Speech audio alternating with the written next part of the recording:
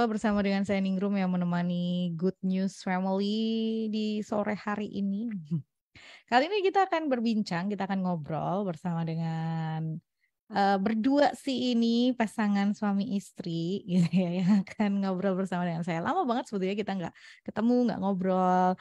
Selamat sore Pak Freddy dan Ibu Yunike. Selamat sore, Ningrum. Sore. Sore. Lama. Iya, sehat-sehat kan Bapak dan Ibu? Sehat, puji Tuhan. Iya, nah kalau ngelihat beliau berdua ini, bahwa beliau ini Bapak Pendeta Freddy dan juga Ibu Yunike itu seger gitu ya, cerah, ceria gitu. Jadi orang kalau ngeliat terus juga pengen senyum gitu. Nah, ini ada kaitannya dengan obrolan kita hari ini. Jadi tema obrolan kita hari ini adalah kunci bahagia. Iya, amin. Katanya sih kalau orang bahagia itu dari hati, terus kemudian kelihatan di muka, terpancar dari wajah. Apa betul seperti itu sih Pak Freddy, Bu Yunike? Betul. Kalau kita bahagia kan wajah kita kelihatan. Jadi di mulut ya.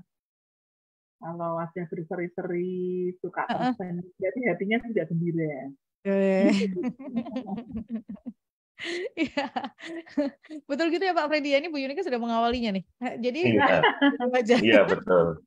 Sebetulnya kalau orang melihat itu kelihatan ya Ningrum ya, kehidupannya itu bahagia atau tidak. Sebetulnya bahagia itu adalah bonus dari Tuhan ketika kita melakukan firman Tuhan. Jadi kalau ngejarnya di bahagianya, kita akan salah. Yang harus kita tahu dan kita sama-sama belajar hari ini, kunci kebahagiaan yaitu ketika kita ini dekat dengan Tuhan, itu yang pasti.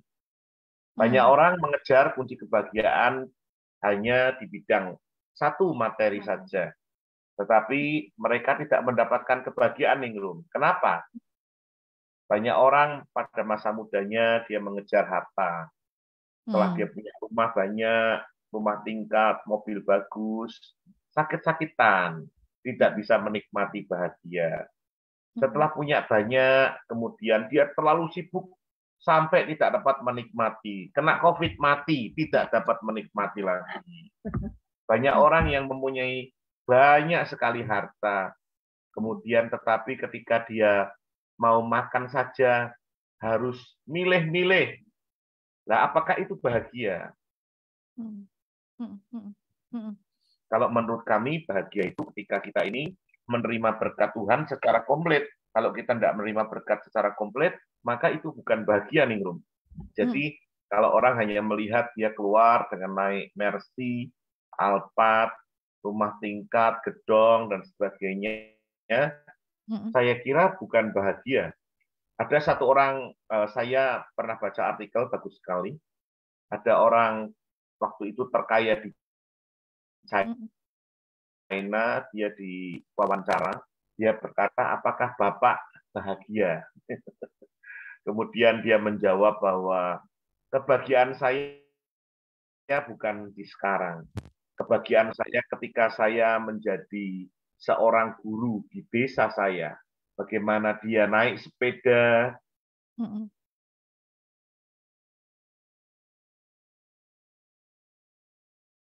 dia menikmati udara di sekitarnya, tidak bahagia. Dia berkata, saya tidak bahagia. Tiap hari saya bangun, saya mikir tentang uang. Saya bangun mikir tentang pekerjaan. Hartanya berlimpah, tapi tidak bahagia.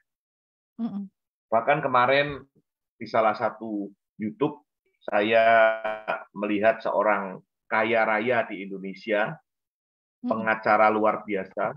Dia katakan, saya sudah punya semuanya. Dia punya harta berlimpah, wanita di mana-mana, tapi saya tidak bahagia. Coba tunjukkan saya bahagia itu apa. Ini orang kebanyakan salah di dalam menuju satu titik yang namanya bahagia. Padahal firman jelas ngomong bahwa Matius 6:33, mencari dahulu kerajaan Allah dan kebenarannya, maka kebahagiaan, keberhasilan, keberuntungan, orang tua baik, istri baik, anak baik, pekerjaan baik, pelayanan baik, seluruh aspek kehidupan baik ditambahkan kepadamu. Jadi hari ini Bapak Ibu yang terkasih dalam Tuhan, kita akan belajar tentang kunci kebahagiaan ya. Memang berseri selama 1 bulan ya, Ningrum ya. Ya, betul, Ada beberapa berseri. hamba Tuhan yang melayani Bapak-Bapak Ibu Pendeta yang lain, tapi kami diberikan tugas yang pertama Ningrum, ya puji Tuhan. Kami mengikuti saja. Bapak Ibu yang terkasih dalam Tuhan, kita buka 1 Tesalonika 5 ayat 16 sampai 18. Kita sama-sama belajar ya. 1 Tesalonika 5 ayat 16 sampai yang ke-18. 1 Tesalonika 5 ayat 16 sampai 18. Demikian firman Tuhan. Bersukacitalah senantiasa, tetaplah berdoa, mengucap syukurlah dalam segala hal, sebab itulah yang dikehendaki Allah di dalam Kristus Yesus bagi kamu. Iya, yang pertama, kunci kebahagiaan menurut kami yaitu bersyukur senantiasa. Salah Pak ini, Bapak Pendeta salah ngomong ini.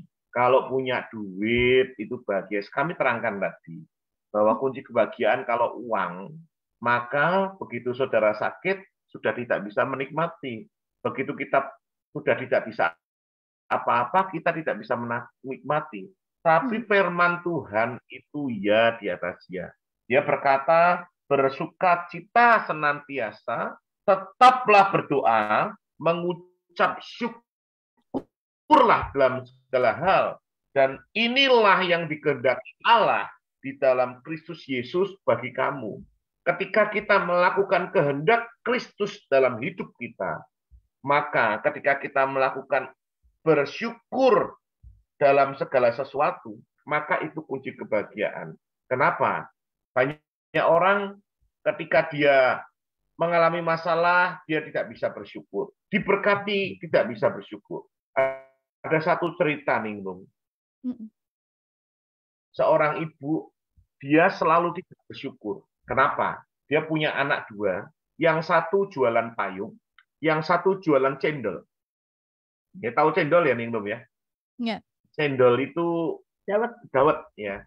Ketika cuaca itu kemarau, dia berdoa, Tuhan, aku berdoa berikan cuaca yang kemarau, cuaca yang panas, supaya anak yang bungsu yang jual cendol laku keras, dia bilang gitu. Maka Tuhan mengabulkan doa daripada seorang ibu ini. Seorang ibu yang mengasihi anaknya, Tuhan dengar. Maka cuaca waktu itu panas, terik, wah cendolnya laku keras. Cendolnya laku keras. Ibu ini senang, sukacita. Anaknya yang pertama ketemu dia. Kenapa? Dik, panggilnya. Dia manggil anak-anaknya, Dik, manggil namanya. Kemudian, wah, saya hari ini tidak laku sama sekali dagangan saya, Ma. Kenapa? Tidak tahu hari ini cuacanya panas. Sehingga tidak laku. Waduh, ibu ini dia merasa, wah salah doa saya. Dia bersungut-sungut, dia marah-marah. Waduh, ini berarti saya salah berdoa ini. Doa saya tidak benar ini dan sebagainya. Kemudian dia bilang, ya Tuhan saya balik aja. Saya mau besok hujan. Kalau boleh deras sekali Tuhan. Supaya dagangan anak saya mengabulkan sebetulnya. Apa yang menjadi doa daripada ibu ini. Wah, seneng anak yang pertama. Ma, terima kasih, Ma. Payung saya habis. Dia ketemu anak yang kedua. Loh, kenapa kamu sedih? Ma, dagangan saya tidak laku sama sekali. Kenapa? Hujan deras, Ma. Cendol tidak laku kalau cuaca dingin. Ibu ini juga, waduh, dia semakin tidak enak. Dia semakin rasanya hidupnya, aduh, aku tidak berarti. Aku butuh untuk anak salah terus-menerus. Akhirnya ibu ini ketemu dengan pendeta Ningrum. Ketika ketemu dengan pendeta Ningrum, ibu ini dibilangi Ningrum, rahasia pertama kunci kebahagiaan. Ibu, bersyukurlah senantiasa. Wah, pendidik Ningrum ini luar biasa. Dia memberikan firman Tuhan di dalam menyelesaikan masalah. Banyak orang ditanya pengalamannya dia yang diceritakan. Belum tentu pengalaman dia bisa menolong orang ini sebetulnya. Tapi Ibu Pendeta Ningrum ini menceritakan firman Tuhan tentang bersyukur ini. Ibu ini gembira, dia bersuka cita, dan dia katakan, iya, saya mau bersyukur. Kemudian ketika dia hari itu dia ngomong sama Tuhan, Tuhan, apapun hari ini yang terjadi, aku mau bersyukur. Engkau luar biasa. Wah, langsung pada besok harinya, hari itu terang sekali, panas. Setelah panas, Ibu ini, wah terima kasih Tuhan, anakku yang pertama laku keras. Anak yang kedua laku keras, terima kasih. Wah Ibu Ningrum, terima kasih. Tuhan itu hebat, engkau luar biasa. Dagangannya laku keras ini, cendolnya. Setelah siang hari, Ibu ini bersyukur, hujan deras Ningrum. Wah Ibu ini belajar, kata Ibu Pendeta Ningrum ini bersyukur lagi. Dia tidak mikir anaknya yang kedua laku keras atau enggak. Dia bersyukur lagi, Tuhan terima kasih. Hujan, tadi panas ini hujan, enggak apa-apa tuh. Tuhan, haleluya. Terima kasih, engkau dahsyat Tuhan. Dia terima kasih. Maka yang terjadi ketika sore hari ibu ini pulang ketemu anak pertama kedua. Apa yang terjadi nih, Lum? Anak pertama, wah terima kasih, Tuhan itu baik. God is so good. Dagangan saya habis. Yang kedua sama, dagangannya habis.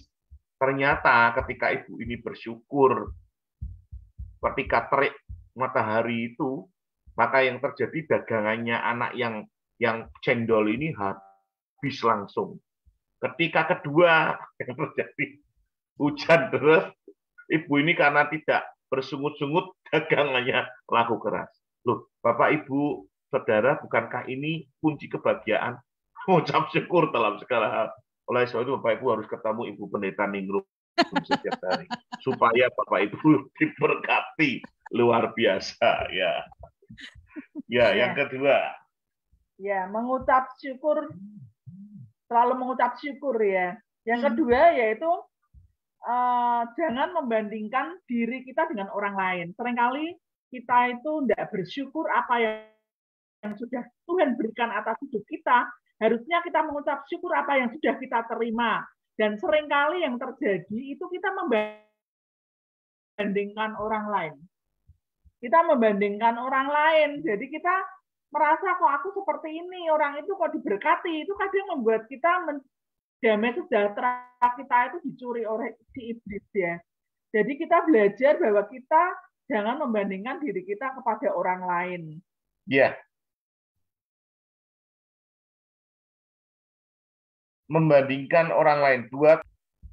Memang kami tidak berani menggolongkan diri kepada atau membandingkan diri dengan orang-orang tertentu yang memujikan diri sendiri. Mereka mengukur dirinya dengan ukuran mereka sendiri dan membandingkan dirinya dengan diri mereka sendiri. Alangkah bodohnya mereka. Iya, ini suka membandingkan diri kita dengan orang lain. Ya, yang pertama tadi harus belajar bersyukur. Kedua, kita tidak boleh membandingkan diri kita dengan orang lain.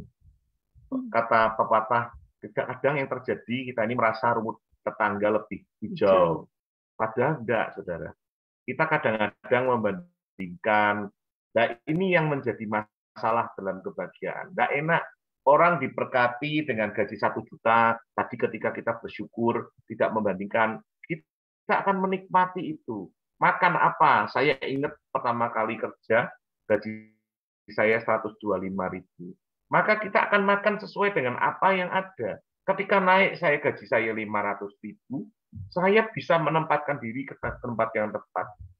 Ketika gaji kita 10 juta, kita juga bisa menempatkan diri. Sebetulnya, saudara, kalau saya bicara dengan orang-orang yang dulu ada karyawan-karyawan saya bilang, bersyukur bersyukurlah kalau kamu masih bisa makan makanan yang seharga 10.000. Kenapa? Kalau orang sudah bisa menikmati makanan yang jutaan, makan 10.000 rasanya tidak enak nih, betul ya? Tapi orang yang sudah biasa makanan 10.000, makanan 1 juta enak sekali enggak? Wah, enak sekali. Jadi sebetulnya itu ketika kita membandingkan diri kita dengan orang lain, dengan siapapun juga, kita sudah dalam tanda kutip, kita ini tidak mengerti kehendak Allah di dalam kehidupan kita. Karena yang mencuri kebahagiaan kita itu ketika kita membandingkan diri kita dengan orang lain. Ketika saya punya mobil, saya ingat L300.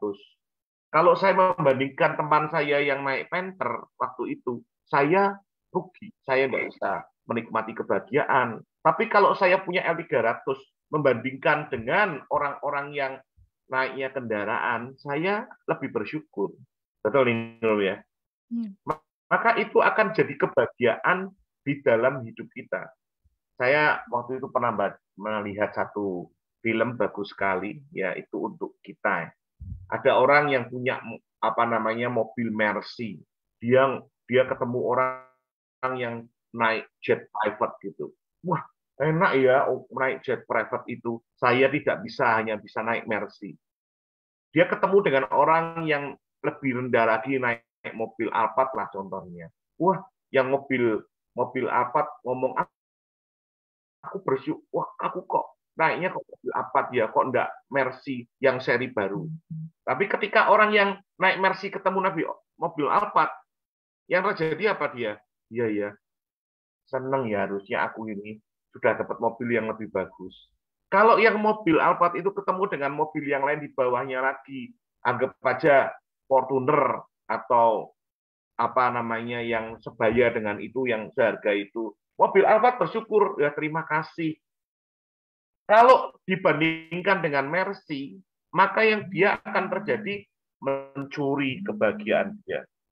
Ya, demikian juga kalau ada mobil Fortuner dibandingkan dengan mobil Expander contohnya. Mobil Fortuner bisa dia berkata, aku kok bersyukur ya. Kenapa? Aku lebih baik dari Expander. Demikian juga kalau kemudian ketemu dengan orang yang naik kendaraan. Terima kasih aku bisa naik mobil. Kendaraan ketemu dengan orang yang naik sepeda. Oh, terima kasih aku bisa naik kendaraan. Orang sepeda ketemu dengan orang yang jalan kaki. Kunci kebahagiaan itu very simple sebetulnya. Kalau kita belajar pertama apa tadi, Ninum? Bersyukur. Yang kedua kita belajar apa tadi? Jangan membandingkan. Tidak membandingkan dengan orang lain. Dengan orang lain. Ini penting sekali buat hidup kita. Kalau kita tidak membandingkan, maka hidup kita akan pasti, saya yakin dan percaya, akan merasakan benar-benar bahagia itu dalam hidup kita. Enak kok hidup kita. Hidup kita rasanya enak. Kemarin ketika kami hari Senin ketemu dengan teman-teman, kami biasanya setiap Senin ketemu dengan teman-teman, kita ngobrol, sharing, saling menguatkan. Setiap Senin ini, mau ikut boleh minum ya. Kita ketemu, kemarin ketemunya di TP Mall, kita makan bareng. Kadang kita makan di mana, nggak harus mahal, tapi ketemu dengan teman-teman saling menguatkan. Ada satu teman bilang gini, enak ya, wah ya, orang ini, saya bilang, jangan lihat ke atas. Yesus memberikan contoh yang baik. Apa? Ketika dia melihat orang banyak, timbul belas kasihan Tuhan dalam hidupnya. Yesus selalu melihat ke bawah, sehingga hidupnya penuh dengan sukacita dan ingin menolong orang lain. Kalau kita selalu melihat ke bawah, kita tidak mungkin kesandung, yang pertama. Yang kedua, kita selalu muncul belas kasihan Allah dalam hidup kita. Terus dia bilang sama saya, ginilah kok, kita kan perlu lihat bawah, perlu lihat atas kok. Nggak usah lihat atas. Kalau kamu lihat ke bawah, Tuhan tahu hidupmu benar, Tuhan akan letakkan kamu di atas. Sehingga kamu sudah sejajar, bahkan lebih tinggi dari mereka, dan kamu tidak perlu melihat ke atas lagi. Beda ya, maksudnya ya. Firman Tuhan katakan, kamu dirimu jangan mau kaya. Maksudnya jangan ingin cepat kaya. Tapi Tuhan bisa menempatkan kamu kaya. Jadi orang yang ingin cepat kaya, dia melakukan banyak hal untuk mendukung dia kaya. Tapi kalau Tuhan menempatkan dia kaya, dia tidak ingin apa-apa. Karena Tuhan yang menempatkan itu. Jadi saya katakan bagi teman saya ini, tidak usah lihat ke atas. Kalau Tuhan sudah meletakkan kamu di atas, kamu lihat sejajar dengan mereka, bahkan mereka di bawah. Lihat, ketika kamu lihat di bawah tidak membandingkan orang lain, hidupmu akan penuh dengan belas kasihan Allah. Hidupmu akan penuh dengan seperti yang Yesus lakukan di dalam hidup kita. Contoh kita simple, jangan hamba-hamba Tuhan yang hebat, jangan orang-orang yang sukses, boleh itu diambil, boleh. Tapi tetap yang paling tinggi di dalam kehidupan kita, yang paling tinggi dalam kehidupan kita, bukan itu. Tapi Yesus yang harus lebih tinggi daripada semua yang ada di bumi ini. Ya, kunci yang ketiga yaitu jadilah murah hati. Yes. Yang tadi yang pertama bersyukur, yang kedua jangan membandingkan dengan orang lain. Yang ketiga yaitu jadilah murah hati. Dalam Kisah 20 ayat 35, adalah lebih berbahagia memberi daripada menerima. Tuhan inginkan dalam hidup kita supaya kita mempunyai hati yang bisa memberi, tidak hanya menerima. Jadi seringkali sifat manusia itu lebih berfokus pada diri sendiri. Pokoknya saya untung, ya udah orang lain tidak peduli gitu. Jadi di sini Tuhan mengajari kita untuk kita itu punya hati yang bisa memberi, bermurah hati, tidak mementingkan diri sendiri. Itu merupakan kunci yang salah satu membuat hidup kita itu berbahagia. Selalu bersyukur tadi ya, selalu bersyukur. Ketika kita bersyukur, dalam hati yang bersyukur, ada tindakan yang kita lakukan, yaitu ketika kita melihat orang-orang yang ada di sekeliling kita, ada orang yang membutuhkan, kita diberi sikap hati untuk kita itu bisa bermurah hati kepada orang lain. Seringkali kita membodohi diri kita sendiri saat berkata, kita akan lebih bahagia jika kita mendapatkan lebih banyak dan memberi lebih sedikit. Jadi untuk menguntungkan diri sendiri. Iya, kita lihat di dalam Kisah Rasul 20 ayat 35. Kisah Rasul 20 ayat 35.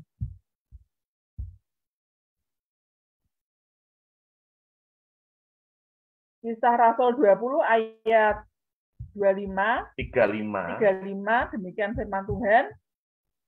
Dalam segala sesuatu telah kuberikan contoh kepada kamu bahwa dengan bekerja demikian kita harus membantu orang-orang yang lemah dan harus mengingat perkataan Tuhan Yesus, sebab Ia sendiri telah mengatakan di perkataan Tuhan Yesus ini adalah lebih berbahagia memberi daripada menerima. Adalah lebih berbahagia memberi daripada menerima.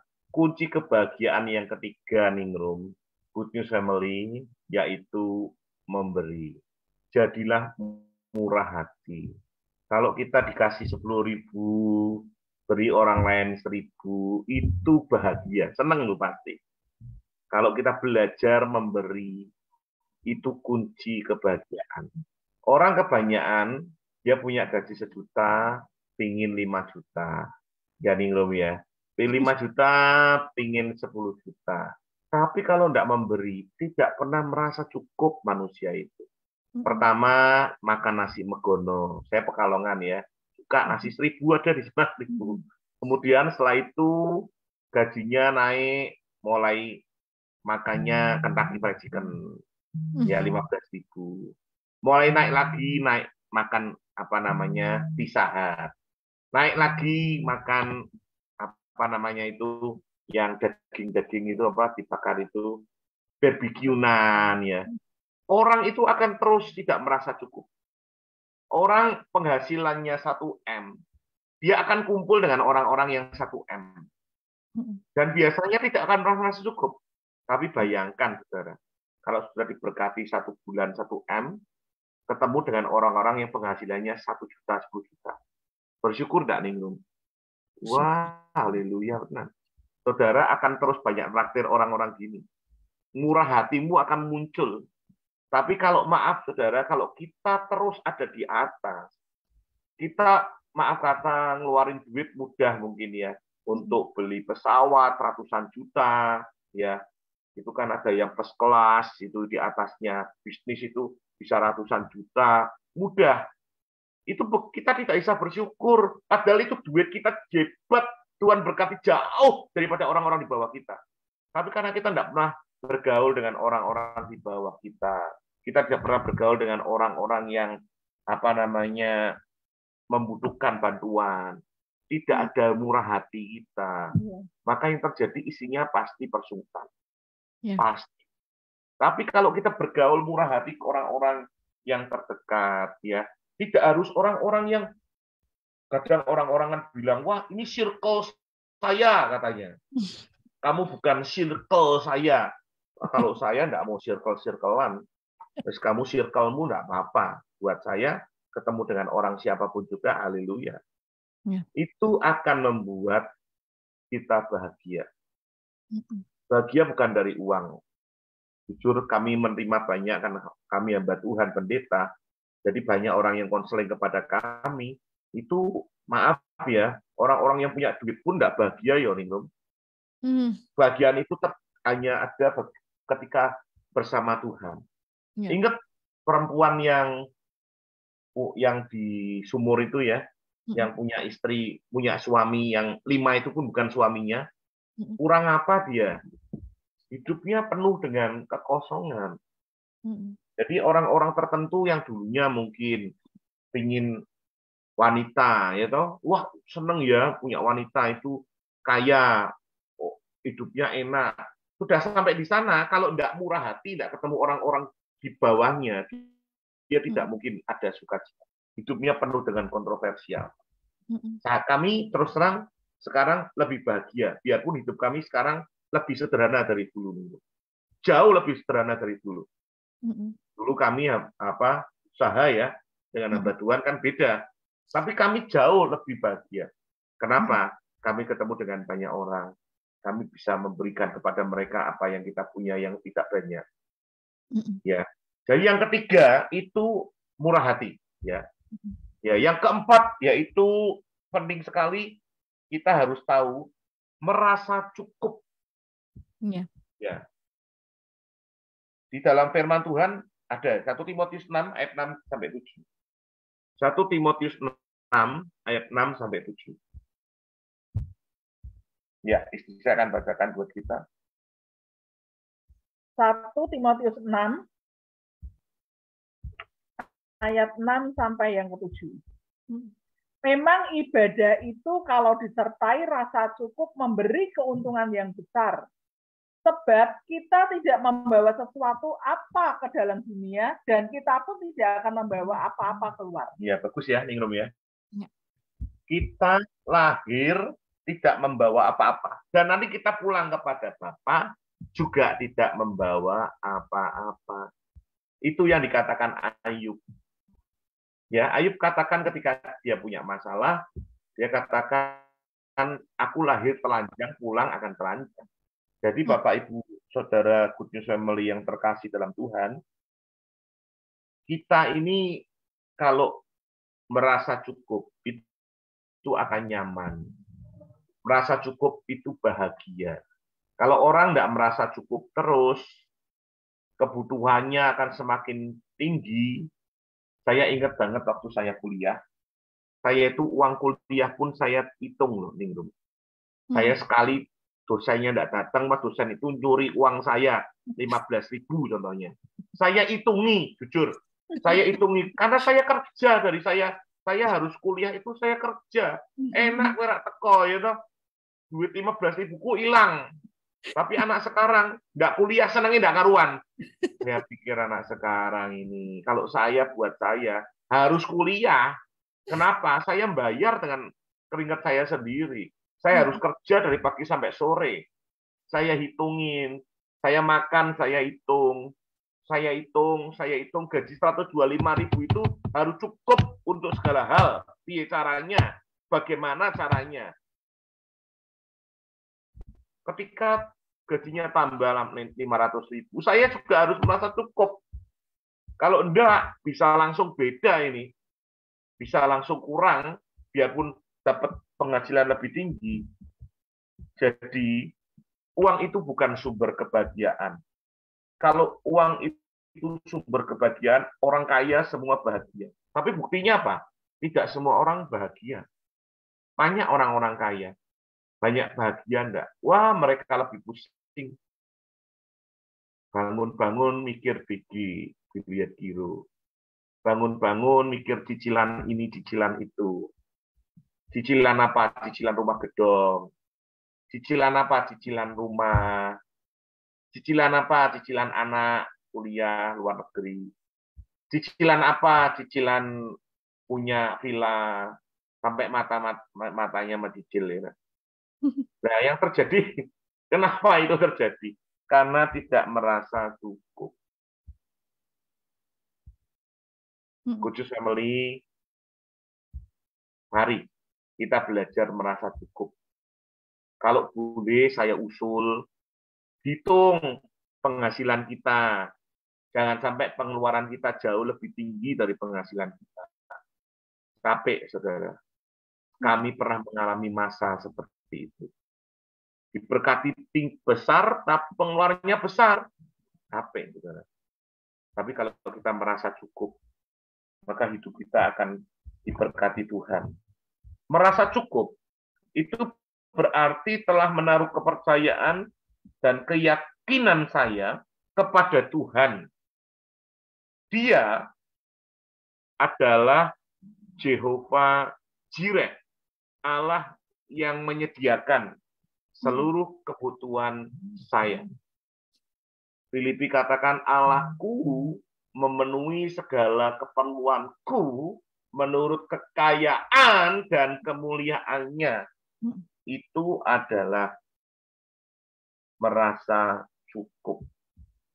Sekali lagi, kalau kunci kebahagiaan kita dinilai dari uang, salah, saudara. Ketika kita dipanggil Tuhan, kemarin ketika banyak COVID kemarin, masa lockdown, 2,5 tahun lebih ya, Ningrum ya. Banyak orang-orang kaya tiba-tiba dipanggil Tuhan, Ningrum. Bayangkan, saudara, ya ini yang terjadi ya, Bapak Ibu kita sharing. Ada orang-orang kaya yang mungkin tidak tahu hartanya di mana, anaknya tidak tahu, kemudian istrinya nggak tahu, tiba-tiba bablas. Nggak ngerti depositonya di mana aja, nggak tahu semua. Manusia nggak akan ada tahu dia kapan meninggal. Iya. Tapi kalau dia mau merasa cukup, itu kunci kebahagiaan. Saya berdoa di dalam nama Yesus. Dimanapun kita, Kudus Family, kunci bahagia kita pertama bersyukurlah. Kalau engkau merasa hari ini punya masalah yang sangat berat, belajar bersyukur. Ada masalah yang lebih berat lagi dari hidupmu, yang sangat lebih berat lagi. Masih banyak. Yang kedua, tadi istri saya katakan, saudara. Apa tadi, saudara, yang kasihan Tuhan? Masih ingat ya? Apa? Jangan bandingkan diri kita dengan orang lain. Kalau saudara membandingkan dengan orang lain, kita tidak akan pernah puas. Karena manusia di dalam ilmu budaya dasar, ilmu alamiah dasar, IAD. Dulu ingat ya waktu kuliah ya? Ada 3 hal dalam diri manusia. Yang satu tidak pernah merasa puas, rasa ingin tahu, ya saudara. Yang satunya, dia terus ingin lebih daripada orang lain. Terus itu yang terjadi. Kita belajar untuk apa tadi? Jangan membandingkan diri kita kepada orang lain. Yang ketiga apa tadi? Istri saya katakan tadi. Jadilah murah hati. Jadilah murah hati. Mari mulai belajar. Lihat orang-orang di bawah. Saya setiap kali ketemu dengan teman-teman, saya katakan, kalau kamu hari-hari ini dalam kondisi pandemik masih diberkati, berarti Tuhan punya kepercayaan kepadamu untuk memberkati orang lain di bawah kamu. Jangan untuk dirimu sendiri. Jangan hidup untuk diri sendiri. Tidak akan pernah merasa puas. Dan pasti uang itu akan habis dengan sendirinya. Tapi kalau engkau mulai terus ada mercy, ada murah hati, ada kemurahan dalam hidupmu, maka Tuhan yang terus akan menambah-nambahkan. Itu kunci kebahagiaan. Yang terakhir tadi saya katakan apa? Yang keempat, merasa cukup. Merasa cukup. Merasa cukup itu apapun yang terjadi, tak cukup-cukup. Nanti Tuhan yang memenuhi. Jelas Filipi katakan Dia yang memenuhi kebutuhan kita menurut kekayaan dan kemuliaannya. Ya, Ningrum ya. Sebetulnya masih banyak, masih ada 100 lagi Ningrum. Tetapi kalau mau saya tambahkan terus, kita sampai jam berapa Ningrum ya? Ya saya kira cukup 4 ya. Nanti kan ada teman-teman yang lain ya Ningrum ya. Iya, Satu lagi boleh Ningrum, satu lagi boleh, ya. Boleh, Pak, boleh. Satu lagi yang hormat pada orang tua. Ya, yang terakhir yaitu hormati ayahmu dan ibumu. Yes. Kita mau baca di dalam Efesus 6 ayat 1 sampai 3. Hai anak-anak, taatilah orang tuamu di dalam Tuhan, karena haruslah demikian. Hormatilah ayahmu dan ibumu.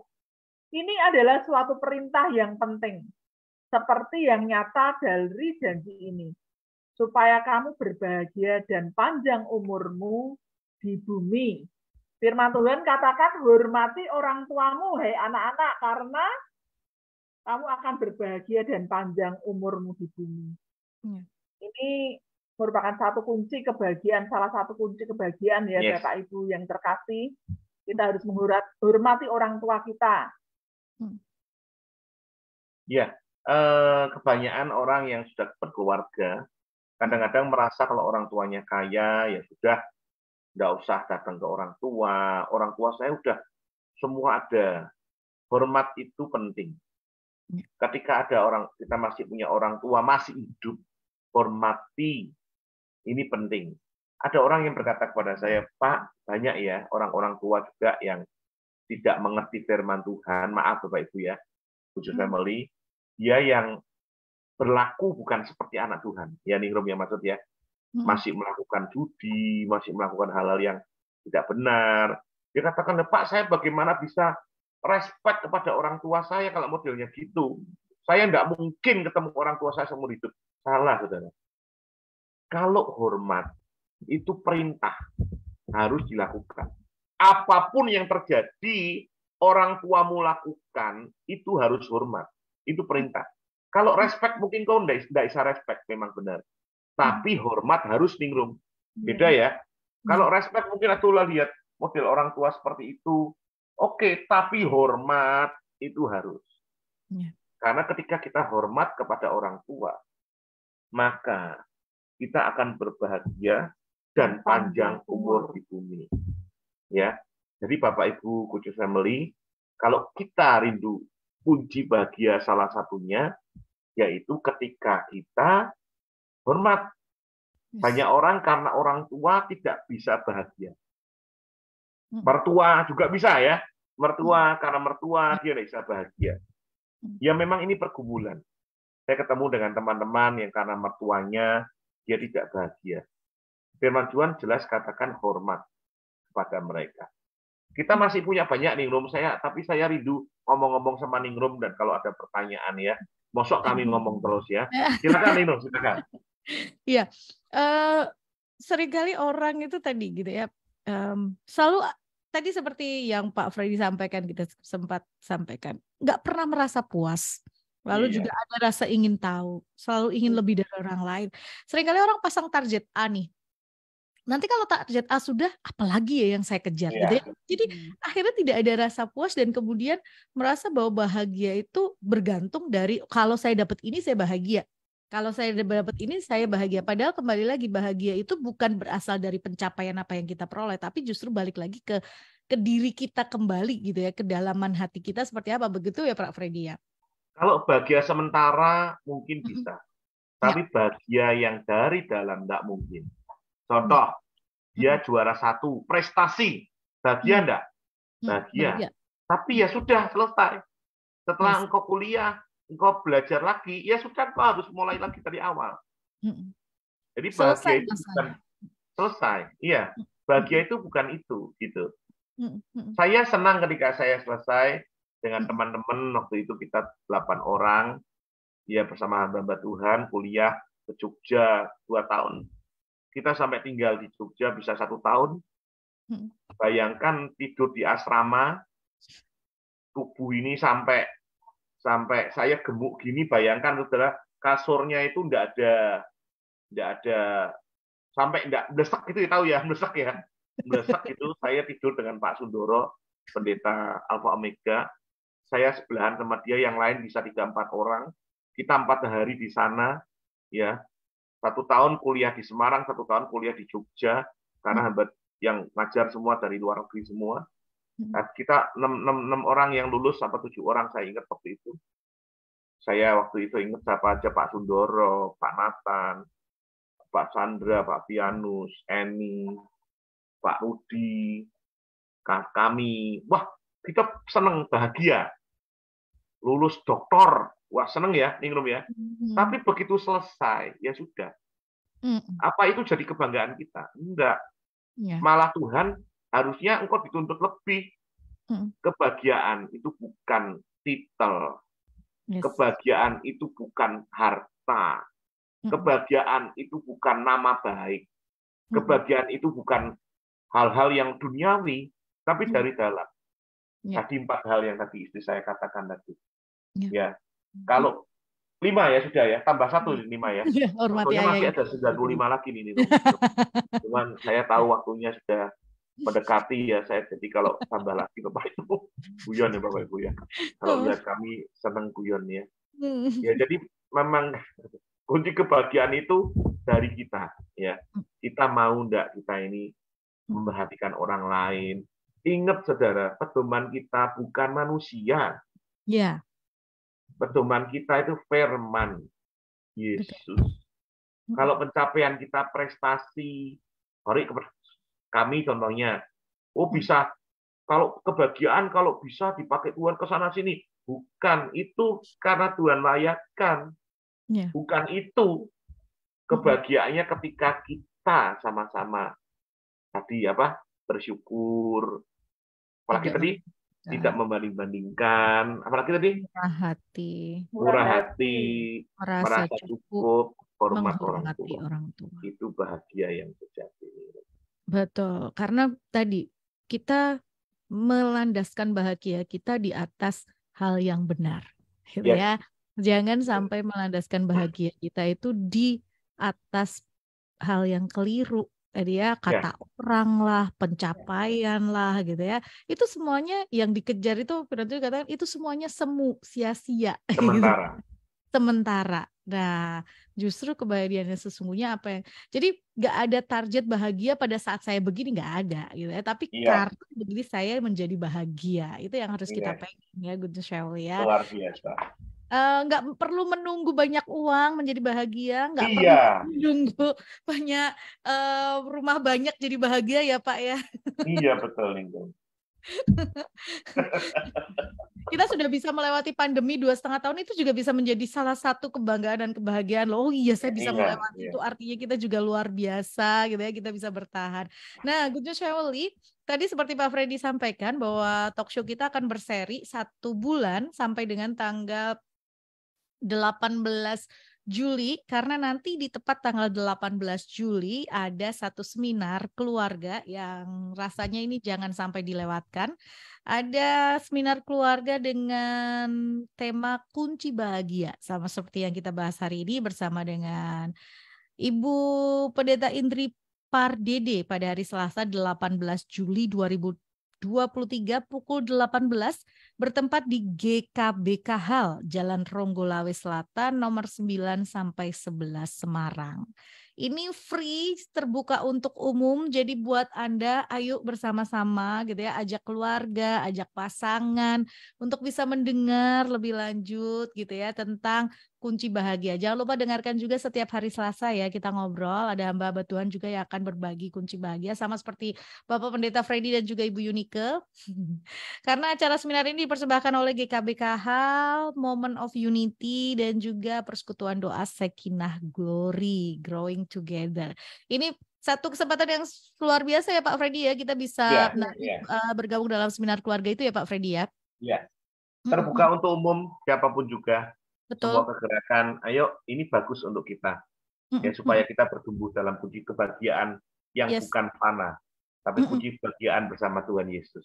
Betul, dan ini free of charge dari jam 6 sore sampai dengan selesai pada hari Selasa 18 Juli 2023 di GKBK Hall di Jalan Ronggolawe Selatan 9 sampai 11 Semarang. Jangan selewatkan kesempatannya ya. Mungkin Anda mengenal juga teman atau kerabat yang merasa bahwa selama ini belum bahagia. Nah, diajak aja pada hari itu gitu ya. Biar bisa terbuka pemikirannya bahwa kunci kebahagiaan yang sebetulnya itu seperti apa.